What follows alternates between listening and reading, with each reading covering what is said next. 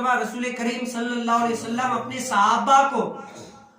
صحابہ کو بیٹھ کر بتا رہے تھے کہ ایمان کی 360 خصلتیں ہیں. کتنی؟ ایمان کی 360 خصلتیں ہیں.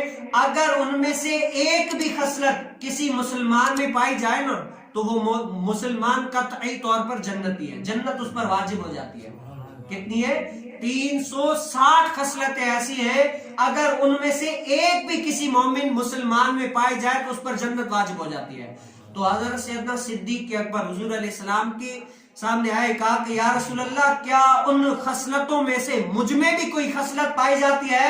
تو حضور علیہ السلام نے صدیق اکبر کو گلے لگایا اور کہا کہ اے صدیق، تم میں پوری کی پوری 360 خصلتیں سب تم میں پائی جاتی ہیں. سبحان اللہ! اتنا یعنی مقرب، اتنی محبت، کہا کہ تم میں ساری خصلتیں پائی جاتی ہیں. سبحان اللہ! یہ محبت کا زاویہ دیکھیں آپ. حضور علیہ السلام اور صدیق اکبر دنیا کے اندر حضور علیہ السلام کے ساتھ، آخرت میں حضور علیہ السلام کے ساتھ، کل قیامت میں بھی حضور علیہ السلام کے ساتھ ہوں گے. سبحان اللہ! اتنی محبت. اور ایک مرتبہ حضرت سیدنا عائشہ صدیقہ رضی اللہ تعالیٰ عنہ کہتی ہے کہ میں نے حضور علیہ السلام سے پوچھا، یا رسول اللہ جی جتنے آسمان پر تارے ہیں کیا کسی کی اتنی بھی نیکیاں ہو سکتی ہیں؟ کیا ہے؟ جتنا آسمان پر تارے ہیں، ستارے ہیں، کیا اتنی نیکیاں بھی کسی شخص کی ہو سکتی ہیں؟ تو دل میں یہ تھا کہ ہاں وہ کہیں گے کہ حضرت سیدنا صدیق اکبر کی. لیکن حضور علیہ السلام نے فرمایا کہ ہاں ایک شخص کی ہے. تو حضرت سیدنا عائشہ صدیقہ رضی اللہ تعالی عنہا نے فرمایا کس کی؟ تو حضرت حضور علیہ السلام نے فرمایا کہ عمر بن خطاب رضی اللہ تعالی. سبحان اللہ! اس سے پتا چلا کہ ہمیں نہیں پتا کہ آسمان پر تارے کتنے، لیکن حضور علیہ السلام کو پتا ہے کہ آسمان پر تارے کتنے ہیں.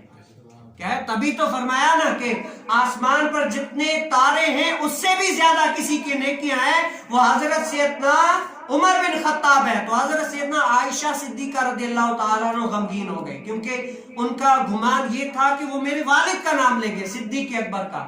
کہا کہ اے عائشہ غمگین کیوں گئی؟ کہا کہ میں تو سمجھی تھی کہ آپ بولیں گے کہ حضرت سیدنا صدیق اکبر کی نیکی ہے. کہا کہ اے عائشہ، عمر بن خطاب کی وہ ساری نیکیاں ایک طرف اور عمر بن خطاب کی وہ ساری نیکیاں ایک طرف، اور تمہارے ابو حضرت سیدنا صدیق اکبر کی وہ ایک رات والی جو غار میں گزری وہ ایک نیکی تمام نیکیوں پر بھاری ہے. سبحان اللہ! صرف وہ ایک نیکی تمام نیکیوں پر بھاری پڑ جاتی ہے، وہ ایک نیکی. یہ شان ہے صدیق اکبر کی. اور آپ کو پتا ہے ہر جنتی کی ایک خواہش ہوگی کہ میں جنت کے دروازوں میں سے گزروں. ہر جنتی کی خواہش ہوگی. کتنے ہر دروازے ہیں نا، کہ ہر شخص یہ کہے گا کہ میں فلاں فلاں جنت کے دروازے میں سے داخل ہوں. لیکن خود جنت کی یہ خواہش ہوگی کاش کہ صدیق اکبر میرے 8 دروازوں میں سے گزر کر جائیں. کیا ہوگے؟